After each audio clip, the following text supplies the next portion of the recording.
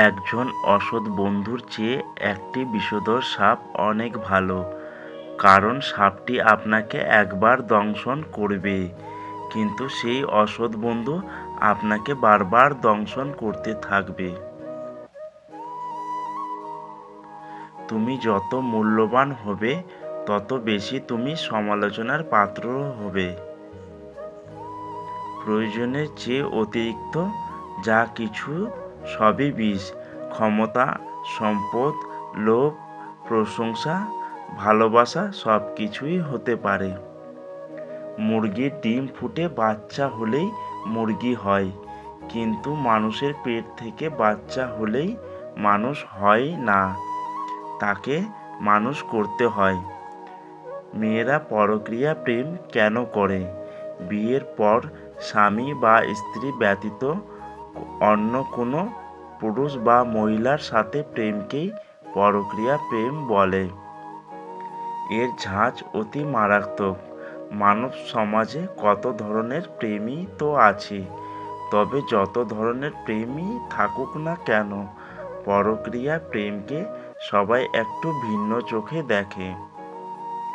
মহিলাদের মধ্যে পরকীয়া এদেশে এখনও ততটা জনপ্রিয় নয় যতটা পুরুষদের মধ্যে। পুরুষদের পরকীয়া প্রেমের ক্ষেত্রে তৃতীয় ব্যক্তিটি অল্প বয়সী মহিলা, এমনকি ক্ষেত্র বিশেষে যুবতীও হয়ে থাকে। মহিলাদের ক্ষেত্রে তৃতীয় ব্যক্তিটি সাধারণত কোনো মধ্যবয়সী পুরুষ হয়ে থাকেন। 30 থেকে 48 বছর বয়সীদের মধ্যে পরকীয়া প্রেম বহুলভাবে পরিলক্ষিত হয়। পরকীয়ার প্রথম কারণ হলো, আপনি হয়তো আপনার স্বামী অথবা স্ত্রীকে সময় দিতে পারছেন না।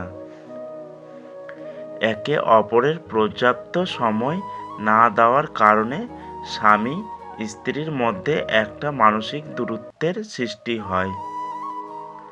স্বামী অথবা স্ত্রী এমন কাউকে খুঁজতে থাকে যার সাথে তার একাকিত্ব ঘুচে যায়। এমন কাউকে খুঁজতে থাকা থেকেই পরকীয়ার সূত্রপাত। ছেলে ও মেয়েরা কিন্তু একই কারণে পরকীয়ায় জড়ায় না। মেয়েরা মূলত পুরুষদের বুদ্ধিভিত্তিক, আবেগীয় ও অর্থ সম্পদের প্রতি আকৃষ্ট হয়ে এবং শারীরিক চাহিদা থেকে পরকীয়ায় জড়ায়। অন্যদিকে পুরুষরা সাধারণত বহুগামী মানসিকতা থেকে পরকীয়ায় জড়িয়ে থাকে। আপনার বন্ধু বান্ধব পুরুষরা কেউ যদি পরকীয়া করে থাকে, দেখবেন তাদের পরকীয়ার গল্পে যৌন কর্মকাণ্ডের কথাই বেশি থাকে। অন্যদিকে নারীরা তাদের প্রেমিকের বুদ্ধিভিত্তিক ও আবেগীয় কর্মকাণ্ড বলতে বেশি পছন্দ করে।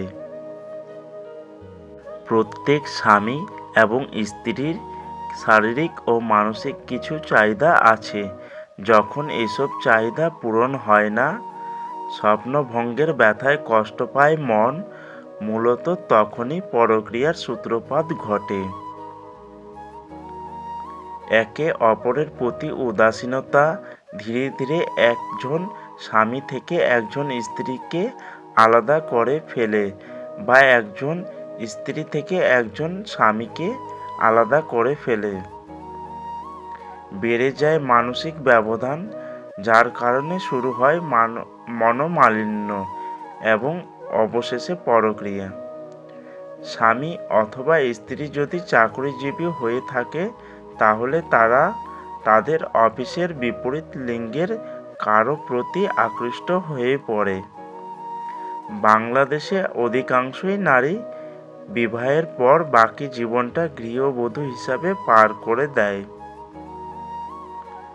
এসব গৃহবধূদের অনেকেই বিবাহ পরবর্তী একাকিত্ব ঘুচাতে তাদের কোনো আত্মীয়, সম্পর্কের অথবা প্রতিবেশী কারো সাথে পরকীয়ায় লিপ্ত হয়। অফিস সহকর্মী কিংবা বন্ধু বান্ধবের পরকীয়ার গল্প শুনতে শুনতেই অনেকে নিজের জীবনে সেই উত্তেজনা খুঁজতে গিয়ে পরক্রিয়ায় জড়িয়ে পড়েন। আমেরিকার নিউ ওমেন ম্যাগাজিনেরও জরিপে জানা যায়, চাকরিজীবী বিবাহিত নারীরা তাদের কর্মস্থলে লাভারদের সঙ্গে দেখা সাক্ষাৎ করে থাকেন। যার মা আছে সে কখনো গরিব নয়। লোকে তোমার প্রশংসা করলে খুশি হইও না, লোকে তোমার নিন্দা করলেও দুঃখ পেও না। মনে রেখো, লোকের কথায় কয়লা কখনো সোনা হয় না। অপরাধ না করেও যখন অপরাধী হয়ে যাবে তখন চুপ থাকাটাই সবথেকে ভালো, কারণ চিৎকার করে কখনো নিজেকে নির্দোষ প্রমাণ করা যায় না।